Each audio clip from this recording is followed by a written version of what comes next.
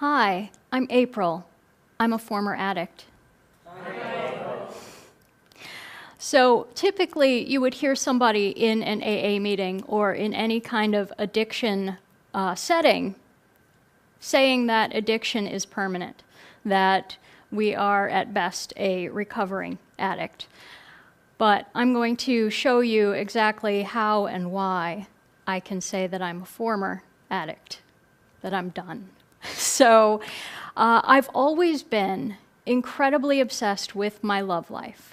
When I was a little girl, I was always playing, I'll show you mine if you show me yours, or I was trying to create games where I would be paired up with my latest crush.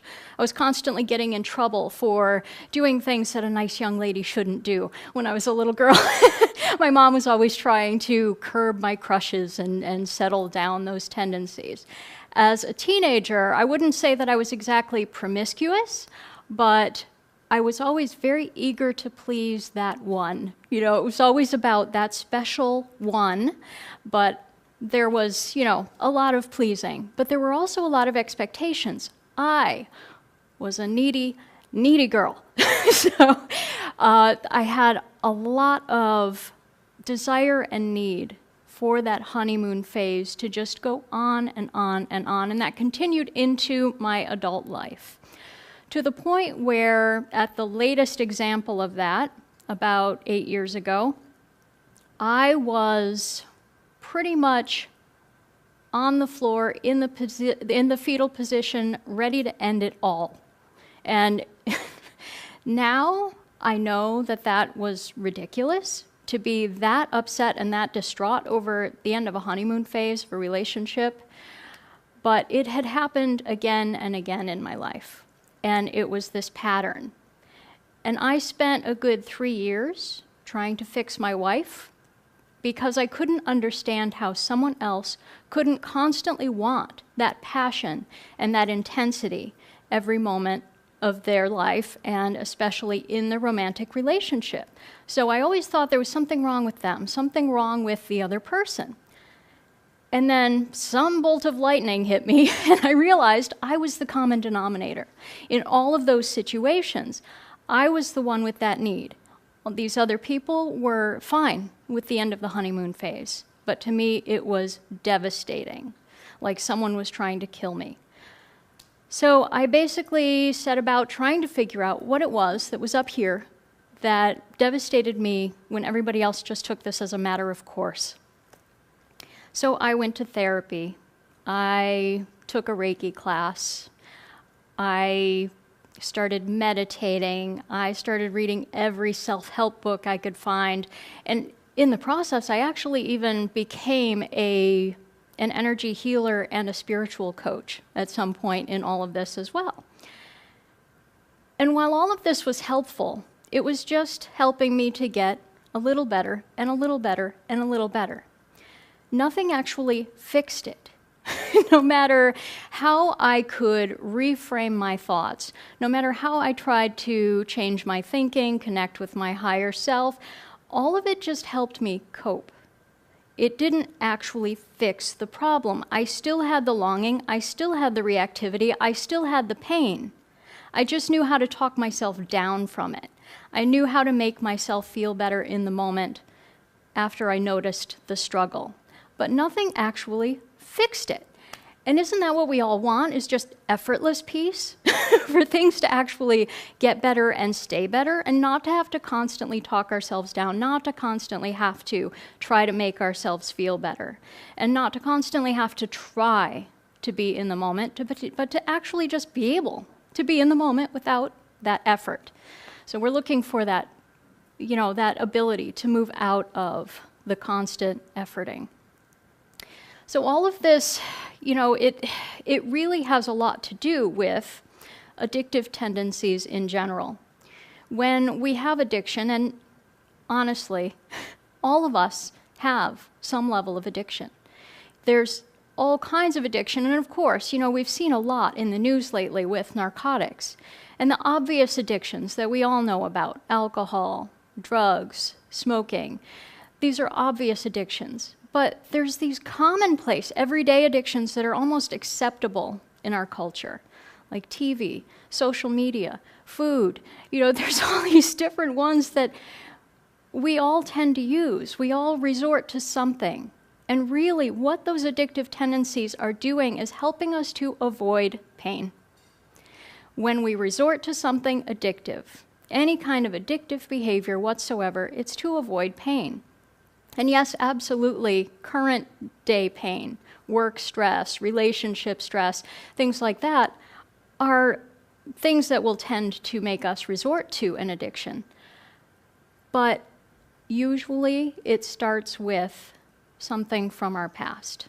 There's usually something from our childhood or our history that creates this constant need, that creates this void, that creates this pain, that creates this longing.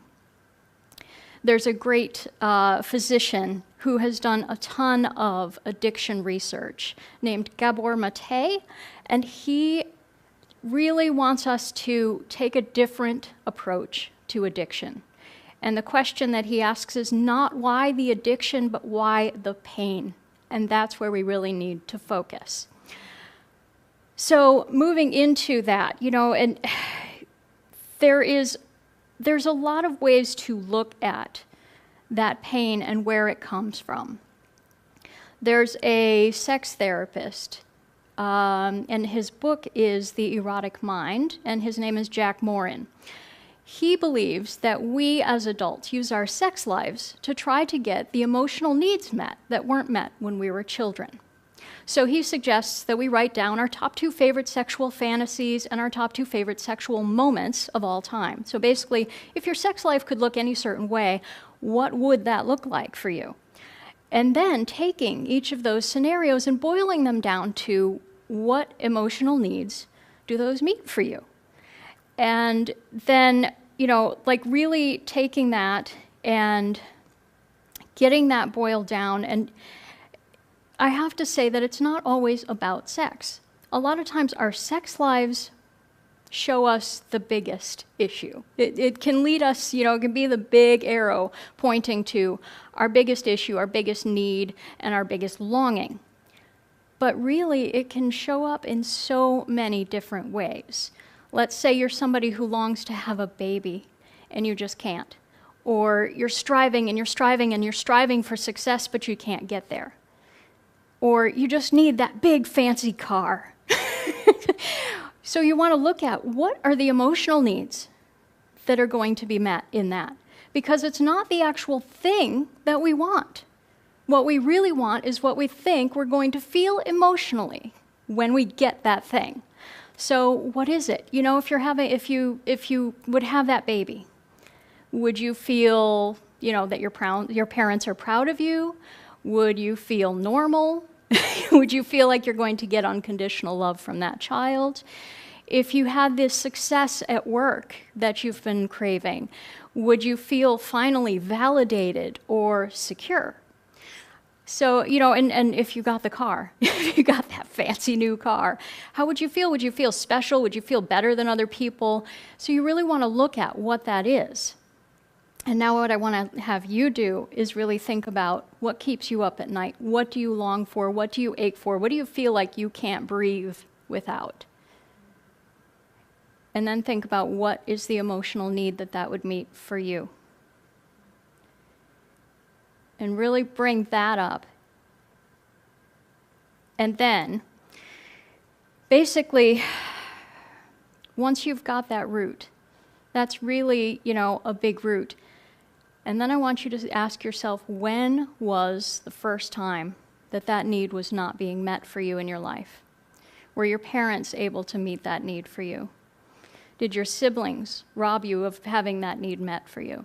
Did bullies take that need from you? So looking at that, that's the root of your biggest issues. So what do you do with it? Once you've got the root, then what? And this is where most therapies and, self-help books and all of that kind of fail us because, okay, it's great. Now I know why I have the problem. I can use it to explain my pain away, but I still have the pain. I still have the initial reactivity, and I don't want that. I don't want to have to talk myself down or explain my pain away. I just want it gone. And just knowing where it came from doesn't fix it. So what does fix it? Dealing with the subconscious mind. Because the subconscious mind records every single thing that has ever happened to us and everything we've ever witnessed. So it's like basically a very literal 3-year-old with the memory of a supercomputer. And it's taking everything in all the time, and then it's going, what's going to threaten me? What's going to attack me next? Where's the next pain coming from? Where, and so anything that we have ever experienced that has threatened us or has had a negative outcome of any kind, or anything we've even witnessed someone else having a negative outcome from, there's that little voice inside of us that freaks out from this. So we have to address the subconscious mind in order to find safety, no matter what we realize on a conscious level, no matter what levels of ascension we reach spiritually. If we don't address the subconscious mind and get it on board with what we have consciously come to understand, we're still going to react in the moment. We're still going to freak out every time we encounter something that feels like it's robbing us of that need or is threatening our safety or emotional security. So, ways to address the subconscious mind. There's a lot of different ways to address it, some a little more effective and quick than others. So, you've got hypnosis, EFT, EMDR, NLP, and PSTEC. So I just threw alphabet soup at you guys. Sorry about that. I'll explain a little bit more about what all of those letters mean. So with typical hypnosis, most people are familiar to some degree with what hypnosis is. It's basically relaxing you enough to get your conscious mind out of the way so that the subconscious mind can be accessed. Unfortunately, most hypnosis is based around trying to get you to stop doing something that you've been doing. So telling the subconscious mind, you don't want to eat, you don't want to overeat anymore, or you don't want to smoke anymore, and here's all the reasons why, does not address why that person is overeating or smoking in the first place. It doesn't address the root. It doesn't address the initial pain that causes them to reach for that thing. So the next time their life falls apart, that hypnosis isn't going to be as effective anymore. So they may fall back into those same patterns or replace it with a different addictive tendency. Got to address it at the root. Same with EFT. So you're tapping away, you're going, even though I have this problem, I choose to love and accept myself. Unless not loving and accepting yourself is the root of that problem, you're not actually getting it at the root. Usually the root of that problem is something your parents said or did to you, or some bullying incident you had in the history, but not loving and accepting yourself. That's a piece of it, but it's not the whole thing. And so usually that takes repetition, repetition, repetition, repetition. And it's like you have to do that every time you're triggered.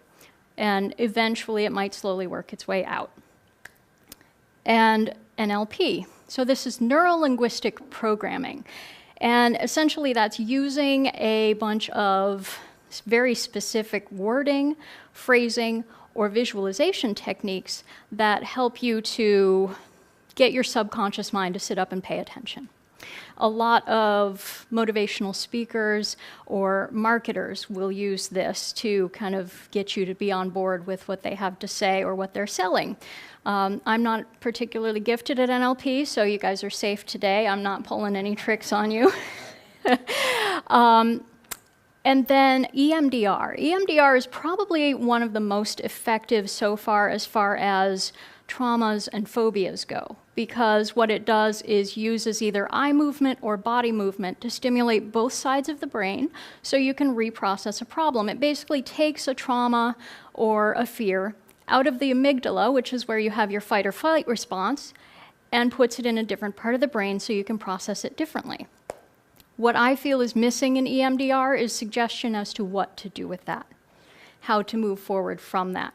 So it has given a lot of people relief, but I do feel that some direction would be beneficial.